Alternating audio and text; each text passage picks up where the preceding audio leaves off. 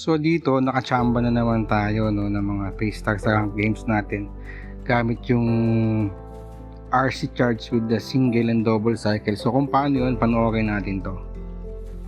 So rank games, ito si Sundar. Panoorin natin yung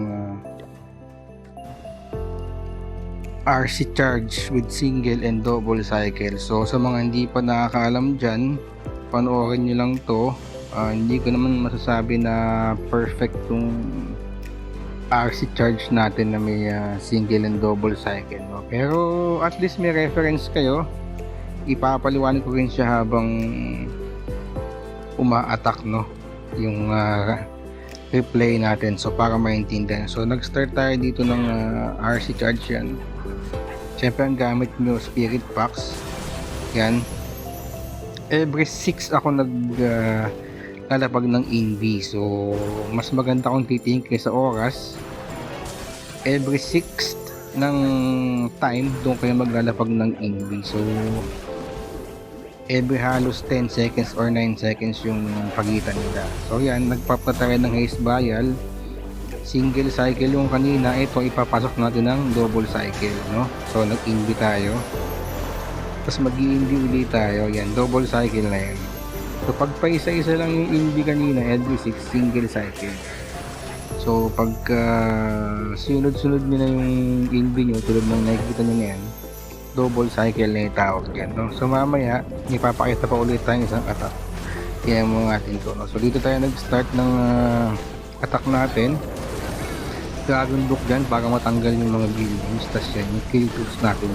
So yan, wala tayong king para mag counter panel, pero may queen naman dyan. Lapag nyo lang yung mga kill tools nyo. Ang gamitin nyo dito, ano, Skywagon, yun na agad ang gamitin nyo kasi mas maganda yan, lalo sa mga ganyang single target na Inferno. Malilito yung ano, yung defense ng kung sino yung atakin sa dami ng tools doon. So ayun, no, basag agad yung gitna niya, tapos halos patapos na agad yung attack. Sama-sama kasi yung mga troops sa may gitna eh. So ang importante lang talaga yung panel. Gawin nyo lang yung panel para lahat ng mga troops na magsama-sama sila sa gusto nyo puntahan, no? Yun, sobrang dami pa ng troops na natira natin, no? Maganda talaga yung ano, yung super minion para sa akin sa loob ng siege machine kasi long range siya. So yun, tapos na to. Sa susunod ganun din, single and double cycle din na RC charge. Tingnan natin. So medyo mataas-taas ng TH to, pero hindi pa naman siya ganong max. Ito yung unang attack natin. Nakaka-4 na attack pa lang tayo. Yan, si Gavir. So Town Hall 18 siya, pero nakikita nyo naman yung defense. Yung iba hindi pa max, no? Pero medyo masakit na rin yan para sa Town Hall 17 na tulad ko. So ang gagawin nyo lang talaga, gumawa muna kayo ng panel, no? Sa kahit saang side, pero piliin nyo yung side na malaki-laki yung value. So para sa akin, itong side na to, yung malaki yung value, kaya dyan tayo nag-start. Yan, single cycle muna tayo every 6 seconds, saka tayo naglalagay ng ano, envy, kasi nagbibigay ng envy yung fax na yan eh. So dapat pala i-max nyo na kagad dyan, unahin nyo yan kasi malaking tulong yan eh. So pagdating natin ng bandang Revenge Tower, doon tayo magpapap ng Rage Vial nya, tapos papasok tayo ng double cycle kasi medyo masakit na yung mga depensa dyan. Yung mga guardian yan, may RC din na bantay. So yan, double cycle na yan. Sunod-sunod na kasi invi ko every 4 seconds na. Yan, no? So, hindi ko alam ba't bigla yung tinigilan tapos lumipat sa may guardian, pero okay lang.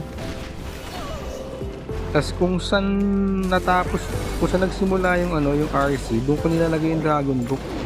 Ewan ko kung bakit, pero parang mas okay lang sa akin eh. So yung troops ko ganun pa din, nakita nyo naman, siege machine yung wagon.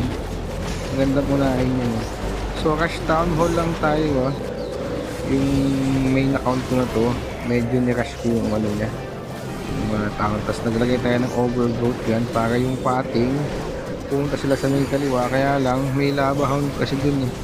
Tsaka may isa pang natirang defense kaya pumunta sila sa may gilid. Pero okay lang kasi halos patapos na yung ano eh, yung base ng kalaban. Tapos marami pa tayong tips na yun, napakadaming laman yung ano, yung siege machine, kaya talagang malilito yung mga defense niya. So dito sa Dragon Lock binuhay ko na kasi itong air defense na to magiging busy niyan dito sa mga troops dito, hindi niya nakatarihin yan. So kaya nang sustain ni Dragon Lock yung ano, yung mga defense na nandito ano. So yan no. So gamit ko nga pala kay Warden Sneezy, level 1 lang yan kasi sobrang mahal i-upgrade eh. So yun, ganun lang no. Sana may nakuha kayo.